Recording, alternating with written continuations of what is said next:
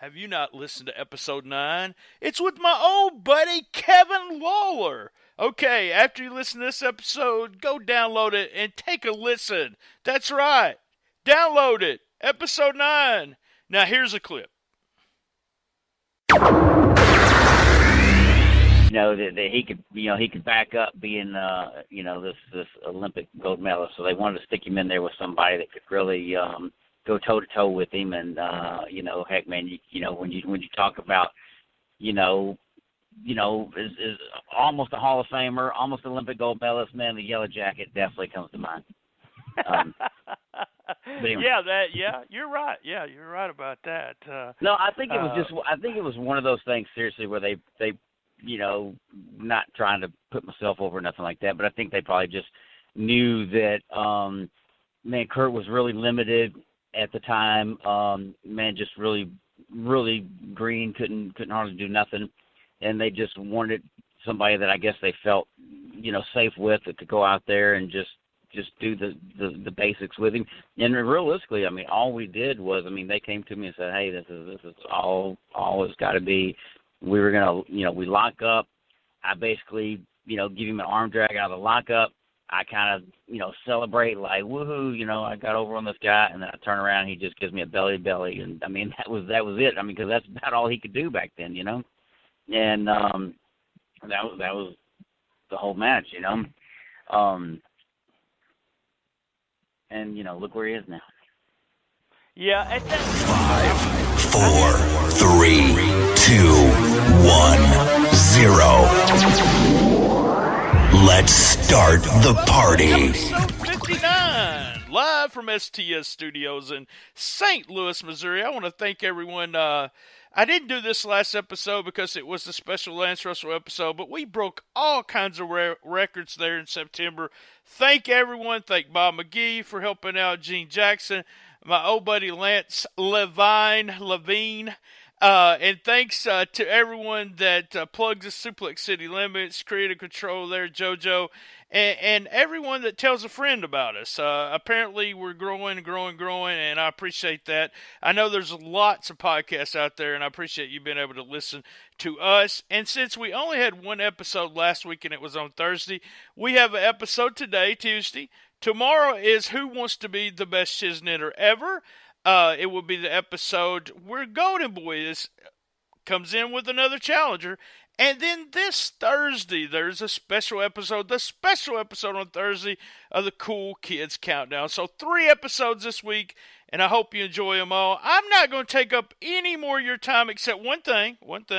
Follow us on Twitter at Comic Book Mark BT, or you can follow us on Instagram, BT Shootin with IN The Shiznit. That's right.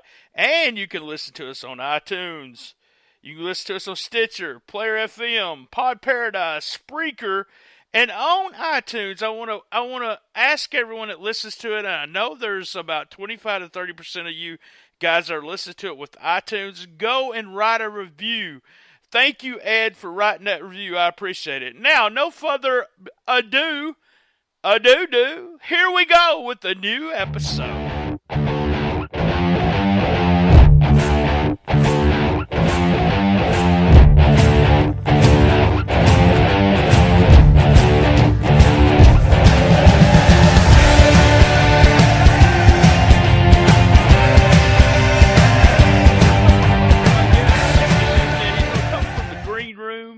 It's Scott Bowden. I know you go Travis Scott Bowden, but I don't know Travis. I know it's one of those special spy episodes of something that you did out there in California. You're a California guy now, right? That's right. I live right outside Beverly Hills, and as you can imagine, the entire community is still pretty shaken up over the recent passing of our resident Bobby Heenan. But we're pressing on through. That's Esco Shoot. I live about 10 minutes outside of Beverly Hills. Really more toward, I guess Fairfax Village, kind of a central point of Los Angeles, right across from where, Rod Serling used to write all the Twilight Zone episodes. So I was a big I was a big Twilight Zone fan growing up. Me too, big Twilight Zone fan. I even bought a book that had all the episodes, told you the whole cast, the whole 9 yards. So that's how big of a nerd I was on that. Me and you tried to get together last week a couple of times and didn't know it was going to be as hard for us to do it. On Monday, as you said, the shit hit the fan and we missed out. And then on Tuesday morning, we got up, both of us getting up to some bad, horrible news. And was not able, and then I wasn't ready to talk about it on Wednesday, but I think I should open the show up, and let's just talk about that a little bit. And you just tell the, because we did a special episode Thursday, but you were there. You was as big a fan as I was. Grew up watching wrestling. No one, unless they grew up in that area, really understands what we're talking about. But I'll give you, just tell us what Lance meant to you. Oh my gosh, it really did feel like a death in the family. And when I spoke to you, I didn't speak to you. The reason I didn't speak to you on Monday, as scheduled, I knew Lance was in pretty bad shape, and I just I knew it wouldn't be long, and I just didn't feel like talking, And then I woke up Tuesday and got the news. And I, even though I knew it was coming, I'd have been sort of texting with Shane Russell, Lance's son, who's a very, very kind man. And he was being optimistic as he could, it sounds like he's a pretty tough character.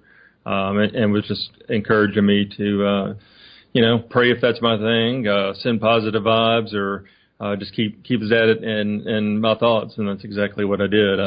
Lance has been on my mind for the last couple of weeks now. I'm just now kind of getting over that point of grieving, and really just kind of celebrating now, I guess, the life that he had and the incredible career that he had, along with Dave Brown, and then, of course, a short stint in WCW. But primarily, he'll always be known as the voice of Memphis Wrestling. I agree 100%. I said what I had to say Thursday, and I feel better now. Like you said, it seems like a week's went by, and we're able to be able to talk about it. He was a major part of my childhood. Not that I only met him very few times. I thought it was really interesting in a new observer that Meltzer made a point that, and I remember someone else telling me this story, and it may have been Dave earlier, that when Lance went to WCW, people were coming up to him like crazy, wanting to get their picture taken with him and everything like that, and he didn't understand all of that. Yeah. We were watching, that everyone outside, like Memphis. If I have Memphis Wrestling on a VHS, I was the man. I mean, I traded with everybody. If I had two video recorders, I could get anything I wanted from Memphis Wrestling because everyone wanted to see it. Sure. Yeah. So he didn't understand that. He didn't understand how big he was until he realized, hey, all these people are actually watching me, not just the people in Memphis. Well, yeah, and that's the days before YouTube. I mean, this was old school stuff. I remember there was a little old lady named Ann who lived next door to me, and bless her heart, I mean, I loved watching wrestling with her because she would react to everything. If you even insinuated, her husband would try to insinuate that it was fake or predetermined or whatever, and boy, she would let him have it. And she saw an ad, a guy in Pittsburgh named John Lanigan, who was actually a well-known tape trader. I know who you're talking about. Yeah. And he wanted somebody to tape the Memphis shows for him, and he said that he would send me tapes from all over. And I thought, well, that sounds interesting. I'd never seen any Japan stuff, and boy, that opened my eyes. And I'd never seen much Florida. Memphis was getting world-class in Mid-Atlantic at that time, but other than that, I had not seen anything else. But the biggest thing that he included, he goes, and I thought you might enjoy this, because he knew that I read every magazine, After Magazine or the Wrestling News or the Rings Wrestling, whatever magazine I could get my hands on. Yeah, just like you. yeah, hoping for some kind. As I got older, you kind of realized that probably Jimmy Snuka is not conducting an interview at Wrigley Field with Bill Apter and and they have to take a break to do the wave and all that kind of stuff. And but you were just hoping for any kind of inside information. And he included 3 copies of the Observer. And they were like third-hand copies. So, and the type was already so small. So I had to take a magnifying glass, and read it. But man, my head nearly exploded. It just opened up this whole new world to me, and it made me more of a super fan. Me too. I mean, same thing happened to me in '86. I say '86, '85. I think it was Christmas vacation, and I went back to school as a senior in '85, but it may have been '86. I'm not sure. But I knew everything. I mean, in my mind, all these people were marks, I mentioned this on one of I went to Blythe, Arkansas, every time it was there, and that's when I started in '78. And I think because I sat front row and I was so close to the action that I knew it was a work. I didn't know that's what it was called, but I knew it was a work, but I really didn't care. I enjoyed it. I knew these guys were, after I got the magazines, they're going all over the United States doing the same thing, or all over the South, and so it couldn't be quote unquote real, but I didn't understand it. And I was like, as soon as I got the Observer, and someone sent it to me because I hated Flair at the time. I was actually typing a letter where I said, man, I can't believe, they did that to Dusty and blah, blah, blah. And he sent me the Observer. And from that point on, I was like, oh, my God. And, been a subscriber forever. Flair just blatantly, abuses the disqualification rule. It's outrageous. Yeah, you sound like you're a really smart fan. Yeah, I was. Yeah. I wanted to believe, it was that point to where you, and it's, and Lance said this at our meeting, that convention that they've been talking about, and I've seen it on Twitter, a couple of pictures. That convention was kind of odd because this was the first time that I'd ever been in front of people like Lance and Lawler. And this was way before, shoot interviews or anything, where they were just open with us. Lance, someone said something about it being fake, and Lance said, well, what I always tell people is I don't know the ending of a movie. So you're not going to know the ending of it, and you just got to keep it safe to your chest kind of thing. So it was almost like you guys know, but don't tell anyone. And then Lawler told us about the Andy Kaufman thing. Wow. As if it was a work. Really? Broke kayfabe with it, huh? Wow. And none whatsoever. And I was like, and this was before I actually met Lawler, was going backstage and everything, but just the shock that he would actually say, okay, it was a work, here's how we did it kind of thing. Yeah. And what year was that? Man, I'm horrible with the years. I don't even know what year I was born. I barely do. So. I think they had one in '84, which I was too young to know about them, but I stopped by the one in '89. I was there at that one too. Okay. But I was just Lanigan had come in, and I guess they all went to. I believe they went to a card with Tommy Rich and Lawler headlining. Right. If I'm not, which was a tremendous bloodbath. But I kind of wish I had discovered that organization earlier. I think I would have relished being a part of it. And I'm actually friendly now with some of the guys in it, like Pete Letterberg and Howard Baum, who did the infamous Angle. Right. I wasn't there for that, but that was just one of those days. As soon as I heard about that, there was a wrestling, kind of group that had conventions. I was like, good God, I'd heard of Star Trek conventions back in the day, but at that time, wrestling-wise, there's no idea. Yeah, usually not a lot of hot chicks at those events, but nevertheless. Not that we're going to say they're ugly, but we're just saying, no. Hey, go to a con today. Go to a Wizard Con. Man, there's all kinds of hot chicks. So, and I can look at them. Even my wife gives me the right to look at them if they're in some kind of role playing thing. So, I got to at least go and do some research. So, yeah, absolutely. Well, and gosh, in Comic-Con, I moved to LA in '98, and Comic-Con has grown so much since that time that I don't even bother going. I mean, I've got connections that I could get a pass. My buddy Scott Titton, who's written the Star Trek Vault book, if you are indeed a Trekkie fan, and he's written Star Trek comics, and he was actually the one who introduced me to Kevin Smith when he started that pop culture website, Movie Poop Shoot, which was based at one of his movies, and I was the wrestling guy, and I wrote the Kentucky Fried Rasslin column. So, that's how that all started, and even that was sort of a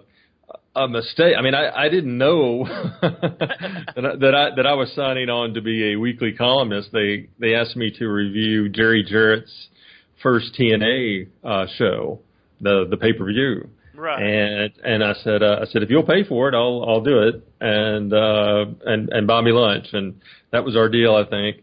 And I named that particular article Kentucky Fried Rasslin because it was like a southern approach to a would-be national promotion. And then Kurt Hennig died, I think 3 or 4 days later, and they said, would you write something about Kurt? And I said, yeah, sure. And then suddenly I had a masthead that said Kentucky Fried Rasslin, which promptly got me nearly sued by Kentucky Fried Chicken. Within 3 or 4 weeks, they sent me a cease and desist. No way. Yes.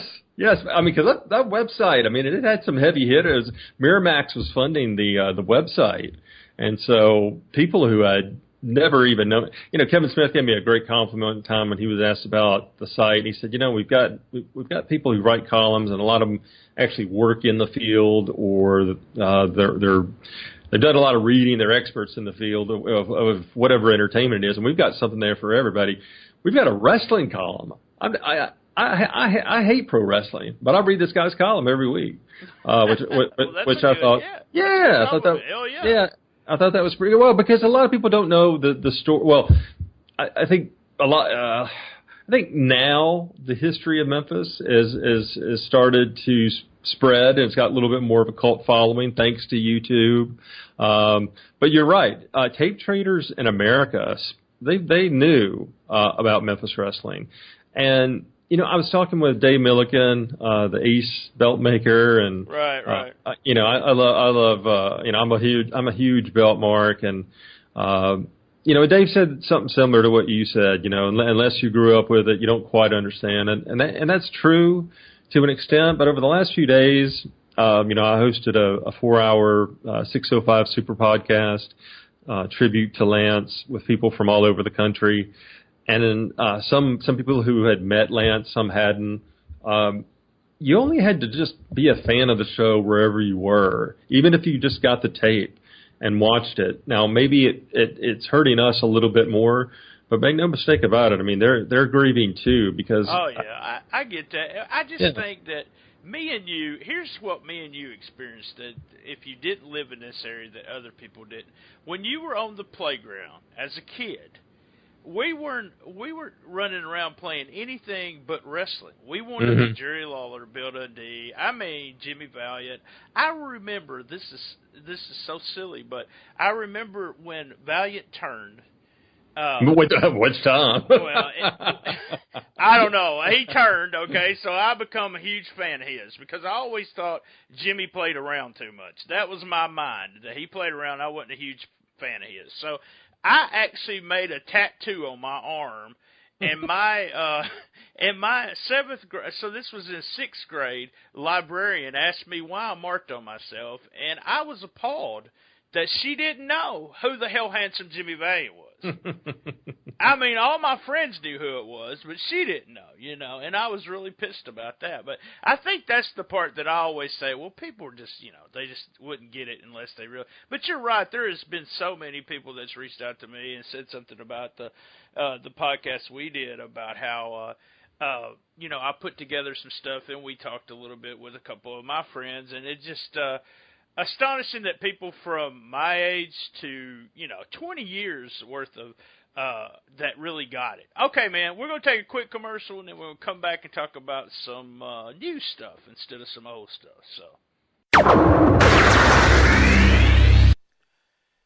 Hey, I hope everyone's enjoying this episode of Shootin The Shiznit. What I want you to do is join us this Thursday, that's right, this Thursday, for the Cool Kids Countdown, the special edition. Yes, I will be joined by my regular co-host there, Lance Levine, as we count down.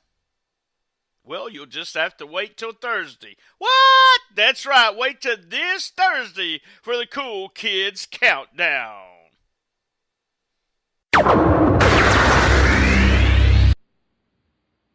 Well, I kind of lied. I still have a couple of old questions to ask you, but one of the reasons I wanted to bring you on, Scott, me and you kind of knew each other forever, corresponded back and forth, and I think one of the last times I talked to you actually through email was when Guy Coffey died, which is I'm going to try not to make it so long to correspond with you so we don't wait around till someone dies to talk to each other. Sure. You was on Facebook. And I seen you went to No Mercy, so I was like, man, I got to get Scott on. Does he still watch the product? And that's the reason I do this podcast. Either it's somebody I know for a long time or somebody I kind of know, and I just want to shoot the shit with them. And so I seen you with Jerry, and you had a picture with Jerry backstage. But are you still a fan of the product? I am to an extent. I don't go out of my way to watch WWE. One thing I do love about today's product, the clean finishes. A heel. They finally realized that a babyface can lose clean, and it won't hurt him too bad. Depending on how it's done and how the story is told. I think Lawler, especially for a guy who was on top as a babyface for so long in his own. I don't know. Can you imagine Dusty Rhodes doing the number of jobs that Lawler did for people? Michael Hayes likes to joke. If you ever went through Memphis, you lost to Jerry Lawler. Well, yeah, that's true. But more than likely, if they thought you could draw money, you would get 2 or 3 wins over Lawler before he won the finale, the blow off. People want to know why Lawler was the top babyface for so long is that Lawler sold. Not only did he sell during the match, but he sold match per match. So it wasn't like you were, let's do wrestling psychology. He did a program of psychology where the heel really got over on him, over and over and over until he made his comeback. And boom, you knew it was going to happen. You wanted to be there. Well, and I think Jerry also gave some thought to the matter that he knows how it feels like when his Cleveland Browns lose, like a playoff game. And by now, I'm sure he's certainly used to them losing. Sorry about that, King, if you're listening to this. But he understands that mentality. Sometimes when your team is struggling and they're losing, sometimes that makes them more endearing and it makes you rally around them. I remember when Bam Bigelow came through, and I love that guy. I did too, yeah. And really, Memphis was the only promotion that I thought used him correctly. I mean, that guy shouldn't be in a well-made, flame-covered suit. I mean, I love that it looked like it was made in his basement, and it just and on the back it said "I am Monster." And I love that. And he was such a natural athlete for such a big guy. And I remember Lawler lost like 3 straight to this kid. And he gave this interview where he was talking about this old couple at ringside, and they asked him, Jerry, is this the guy? And he explained to Lance that he told them one time that when he was just starting out as a wrestler, that he saw an old-timer who was lacing up his boots for the last time. And Jerry, as a young rookie starting out, asked the guy, excuse me, I'm just curious, how will you know when it's time to retire? And he said that the old-timer looked at him and said, someone will come along one day and let you know. And Bam Bigelow very well could be my guy. And man, oh man, that I get goosebumps right now, thinking about that promo. But you don't watch it every week. You just went down. Lawler was able to get you backstage? No. Oh, heck no. If I asked Lawler for tickets, he would come through, but I would be in the nosebleed section. And if I had any ideas about getting backstage, he wouldn't answer my calls. No, I knew the answer to that before I asked you about it. No. He actually got my text, and I said, where are you? And he goes, what do you mean, where am I? I'm backstage at Staples. I said, yeah, I'm in catering. I'm looking for you. He goes, what the hell are you doing in catering? I thought he was going to call security. No, my wife is in the music business, and one of her clients is a guy named Miles Kane, who's one of the Last Shadow Puppets with Alex Turner, who's a part of the Arctic Monkeys, who my wife also helps manage here in the States. And Miles is a huge wrestling fan. And he hooked up with Finn Balor, because Miles is really well known in the UK, not so much here in the States. Oh, okay. And they got to talking. So Finn Balor's the one who got us backstage. And talk about a nice kid. Just so humble, so friendly. And actually, he had a hell of a performance that night, I thought. Right. Yeah, you got a pretty good show there. It wasn't horrible. It wasn't, bad. It wasn't great, but it wasn't horrible kind of thing. Okay, so you're a writer. You live out in California, and big wrestling fan. I've got to ask, and I know you've had to have done this. You had to have at least applied for as a writer. Oh yes, for WWE. Yes, sir. I did, and supposedly Lawler was going to put in a word. I look back on it, that may have been the worst thing I could have done to call Lawler, because Jerry and I get along great, and when he came back to catering, we sat through the entire Roman Reigns John Cena match and just shooting the breeze. And last time I was in town,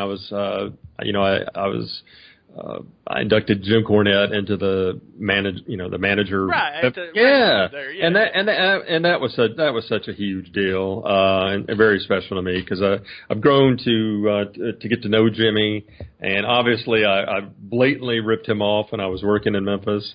But yeah, Lawler's just he's a good guy, but he kind of, he kind of works me sometimes. He'll answer the phone like, Scott Bowden, jeez. Right. Yeah. Lawler's, I don't know. I think best way to say it, kind of still that old school mentality where he's trying to, protect his spot, where if he recommends you and you really screw up, then he don't want his name associated. Because I know friends that went to the WWE and worked there and knew Lawler and worked for Lawler, and he just never would just reach out and give them a high recommendation. Well, I think the deal is, I think Kevin tried to explain, his son Kevin tried to explain to me that he wants it to be his idea. Like I don't think he liked it that I'd already applied and sent it off. Right. You didn't say something to him afterwards. Yeah, that's possibly it. Yeah, but I did get a thing back. My application and everything.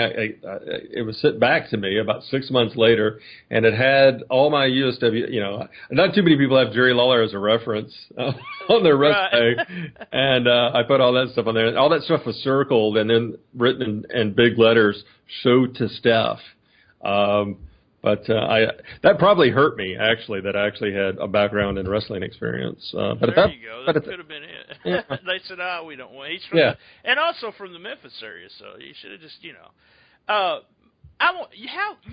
your stint as a manager, it wasn't that long, was it? How many years were you from the time you did the referee turn? Yeah. Right? That's when you turned heel, and then you came out and did the big interview.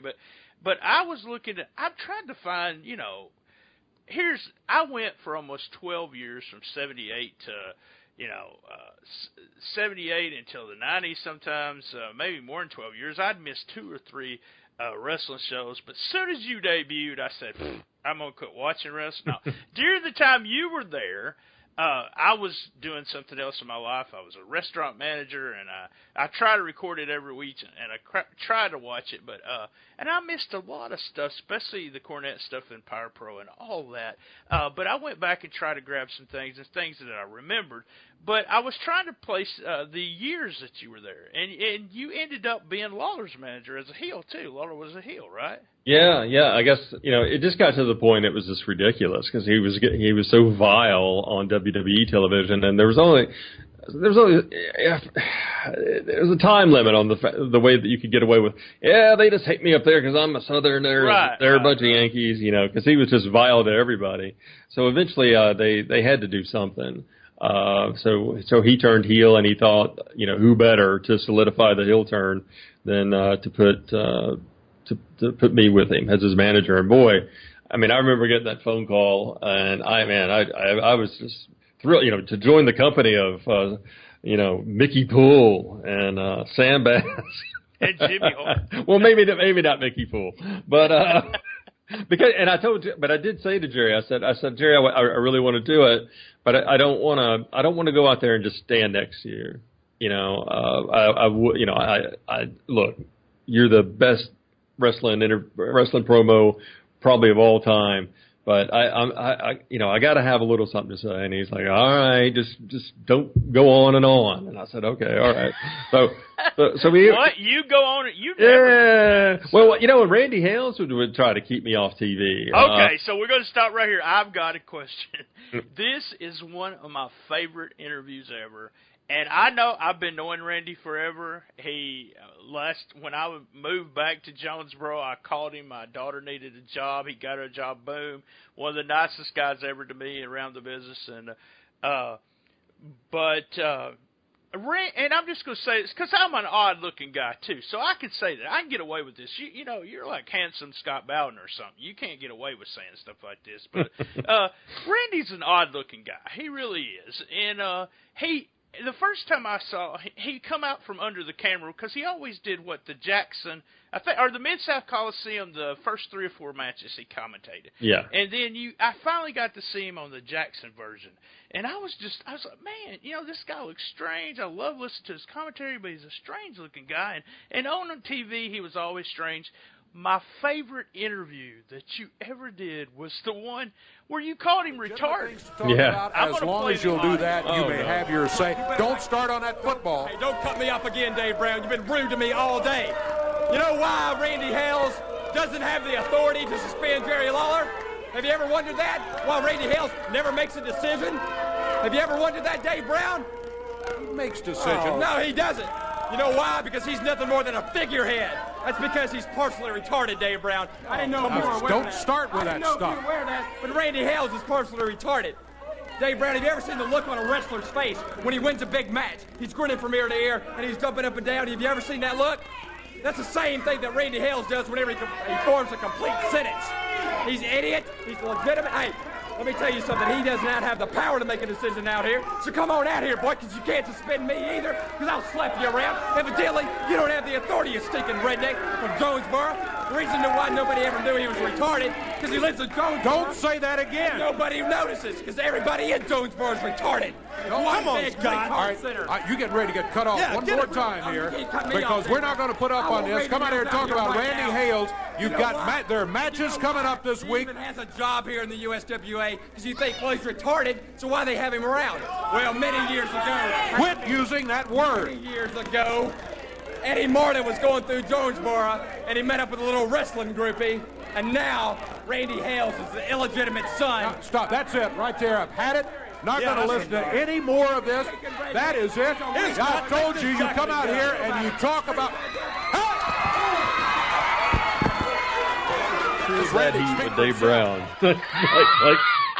like the heat was still there until about You're 2 or 3. You're kidding, right? No, until about 2 or 3 days ago. And he sent me I wrote, man, I was like, I'm not even kidding you, man. I had like teardrops like falling on my keyboard. I was writing this tribute to Lance, and somehow he found it and read it and sent me a really nice note. So now you're going to stir shit up again, but go ahead. Well, you went out there, and this, like I said, I'm going to play it at the very end. It is my favorite interview. And Dave is, I guess now I know, Dave was for shoot pissed at the time, but Dave is fantastic here. And you're talking about Randy, and he looks retarded, and that's the reason, blah, blah, blah. And then Randy runs out, and you get this big pop, from the studio audience. But did you grab Randy to the side and say, look, I'm going out there, and I'm fixing to say you look retarded? Oh. Or did you just say, say that and just go out with it? Or was it planned? Was it one of those things where... No. Because one thing I quickly learned in being a manager, I said something like it was my second or third interview, and I said something about, Jerry Lawler, the only reason you're not over the hill is because he never climbed it in the first place. Ooh, boy, I got backstage, and he's like, "Oh, so I'm just old, huh?" I mean, Why didn't you just, tell everybody how old I am and tell them that Brian's my son and the whole thing? And it's sort of, and I read something too where Bobby Heenan was talking about, if I go out there and I run down Vern Gagne as a bald-headed, old bastard who, can't lace up Nick Bockwinkel shoes, I mean, there might, boots, there might be a hint of truth to that. Yeah, he is old and everything. So Bobby would he would never talk about Vern's age. Right. Or not overdo it. Well, you have to put your opponent over. Yes. Because if you don't put your opponent over and you beat him, it doesn't mean anything. Right. If you beat him, then it means something. Yeah. Right. And Randy, I'm like with you.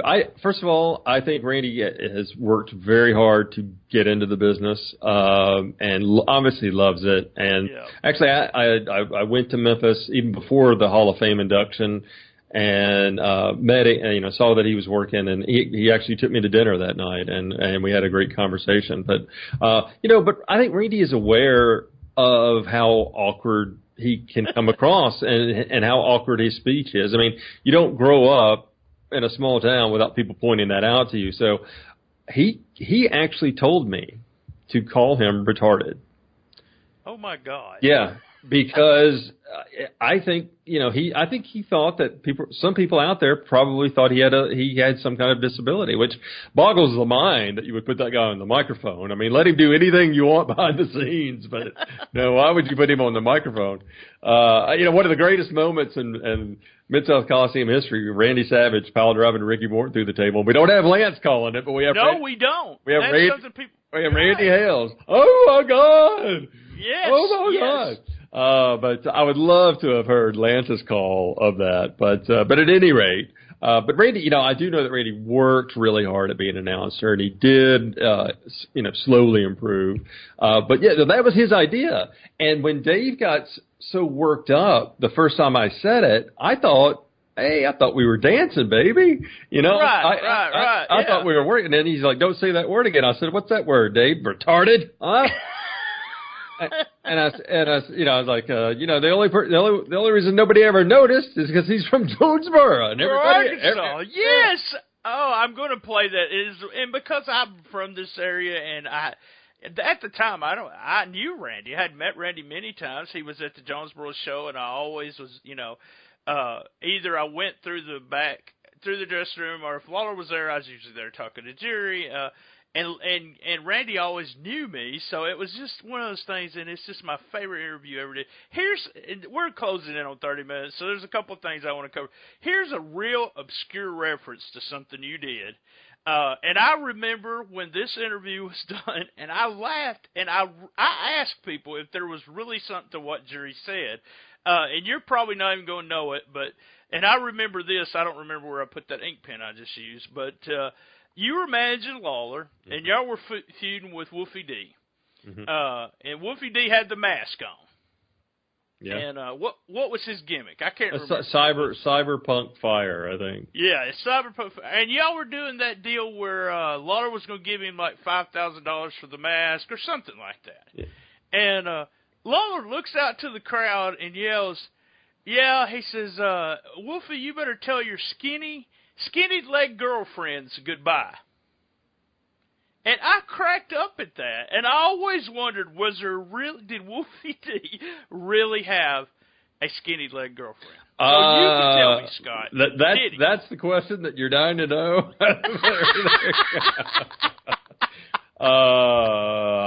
You know what? I don't remember. I do know. Ah, shit. I brought you all the way from California to St. Louis, Missouri to do this. I do know that when he got in, he found me, I think, through the column or something, and sent me an email, which I was startled that he knew how to operate a computer. But I'm just kidding there. But we became Facebook friends, and I saw that he got engaged, and people were like sending their well wishes, and I wrote, "It'll never last." And his girlfriend, or fiance, whoever was, boy, she got so hot. I had so much heat. He goes, "Dude, nothing personal. I got to defriend you." That's bad when you're not friends with somebody on Facebook because of this stuff. But yeah, I know. Obscure as it was something that I thought was just hilarious. And always a big fan of you coming. Like you said, you borrowed some stuff from everyone, and we always was used to the manager that was going to get his ass whipped. Now, Jimmy Hart was that guy. Heyman kind of kept himself for the big moment when they got to him, when he started becoming really popular. But you were that guy that, you had that the helmet or whatever you used that week. That was we really always thought you were still going to be the one that got his ass whipped. So that was one of the. And on the microphone, I played Jimmy's first interview to my wife. And played your first interview that you did on Memphis Wrestling, and she could not believe that was the first interview you guys did. Yeah. Just a natural, and I mean, you could send me the money that you owe me after I get through. Did you? And I always wondered, was this something? I knew you grew up watching wrestling, but did you say, "Hey, I'm going to do this. This is what I want to do," and you practiced, or did you just? Was it just you being a natural? Actually, there is a story to that. My friends and I, we participated in backyard wrestling, but we were never jumping off roofs or doing any of that crazy stuff. We just always, we were cutting promos on each other. Yeah. We were in the territory with the greatest wrestling announcer of all time, Lance Russell, the greatest promo guy ever, Jerry Lawler, Handsome Jimmy Valiant, Austin Idol, Dutch Mantell, Dream Machine, all these guys who could cut promos. So we would, that was our big thing. We were cutting promos back and forth. And, I hung out with a pretty quick-witted crowd. And so when this thing all happened, and I did the deal with kicking Lawler in the back of the head, putting Eddie on top, they didn't really have a plan for me. And I get the TV set, but I thought I'm going there thinking I'm the new heel manager. So I like a starch polo button down and khakis. Right. I'm wearing I'm wearing my fraternity pin, I think, and the whole deal. And they tell me that I'm supposed to go out there and apologize for what I did. And that eventually Lance is going to give me the news that it's apology too little too late, my young man, you're fired. And then Eddie Gilbert's going to come out and hire me to be his manager.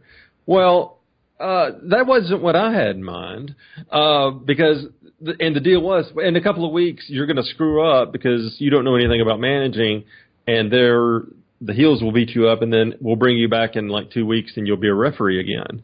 And I was like, well, you know what? This is live TV. I've been practicing heel interviews all my life. What's the word? What can they do? And so I went out there, and Lance luckily set the tone for me, because when I walked through that curtain, he goes, "That young man has got a lot to learn right now," and it just flowed from there. And he, of course, he carried me like a baby. But it felt so natural. It felt like I'd been doing it my whole life, because in a way I had been. Right. It just was. That's the thing you have really in common with Jimmy's first interviews. Actually, WWE guys need to. We don't have to script it. Let's just, but that's Jimmy too. All right. So before we get off here, it's not, your podcast is not in the Wrestle Right, network, but I'll let you put it over. Tell us, you're going to do Country Fried Rasslin as a podcast, right? That's right. I was a guest on Cornette's show that's produced by Brian Last, and Austin Idol. It was the recent anniversary of the hair match, and that goes to show you just how amazing people remember Memphis Wrestling, or maybe didn't know about Memphis Wrestling back in 1987, but discovered it years later and saw the whole hair match thing, right, and couldn't believe the heels had that much heat and had to wait 30 minutes, for the reinforcements to arrive to surround them to walk out the ring, and then the crowd still rushed them. And then, so I tweeted that at like midnight. I just happened to think, oh man, there's the anniversary.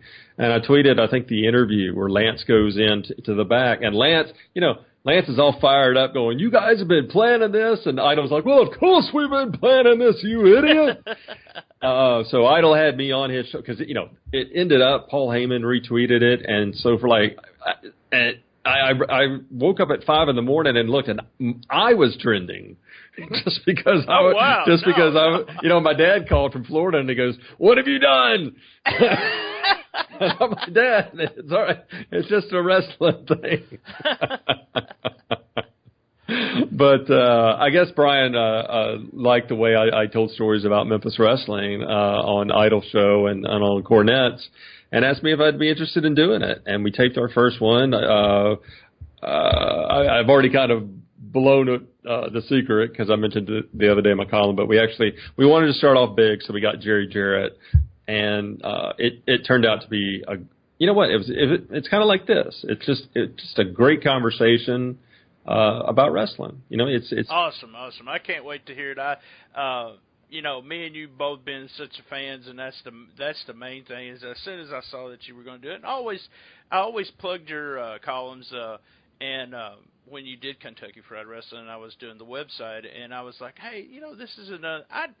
Unfortunately, there's 4 or 5 podcasts I listen to, and the reason what got me going doing this podcast, actually, funny thing was Brian Lass, because his podcast was so long, I was like, listen to it like 4 or 5 days. It took me 5 days to get it. Sure, yeah. And I'd had a couple of my friends say, "Why don't you go ahead and do your podcast again? It's been 6 years, blah blah blah."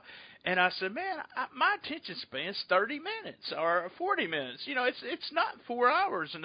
And my wife says, "Well, don't do 4 hours. Do 30 minutes." Yeah. So he kind of had the creation of me coming back doing my podcast. So good luck on that. Like I said, I'll be a listener, and I hope the guys that listen to my podcast are also Memphis fans, so they'll reach out and listen to it. I hope you get all the good press you can. As soon as you do a bad show, you have someone horrible on there that I dislike, I'll let you know. So I'll make sure to tweet that every time. Well, I can't imagine that happening. Maybe, you know what, though? We did talk to Randy Hales about coming on. So maybe we'll get Randy, we both really do like you. He does listen to an episode every once in a while. We want to know we both really like you, but we have fun. Here's also, before I get you off here and say goodbye, we recently did a top 10 managers episode, and I failed to mention 2 of my favorite managers from Memphis, and one was you, so there's a personal apology, and another was Downtown Bruno. So I grouped you 2 guys together, so you know. Well, thanks. Maybe we'll have you on sometime just to talk about Downtown Bruno. There you go. I love Bruno. I really do. I do too. Absolutely. We'll have him on sometimes, but just a super, super nice guy. So, yeah. All right. Thanks, man. I appreciate it. You have a great day. Hey, everyone, I want to thank you for joining us. We'll be back here next Tuesday, same bat time, same bat channel, on the best little wrestling podcast. If you beat him. In the business. If I beat him, I'm going to beat him. 50 of them. But by the same token, if he should end up winning the match, you have to stand in the middle of the ring and pull your mask off.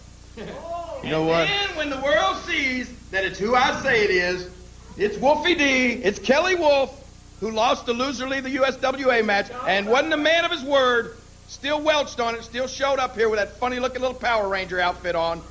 Then you're going to have to kiss all your little skinny-legged girlfriends goodbye over there and hit the trail. What about it? $5,000 cash against that silly little mask. You know what? I've beat you once, and I'm sure I can do it again.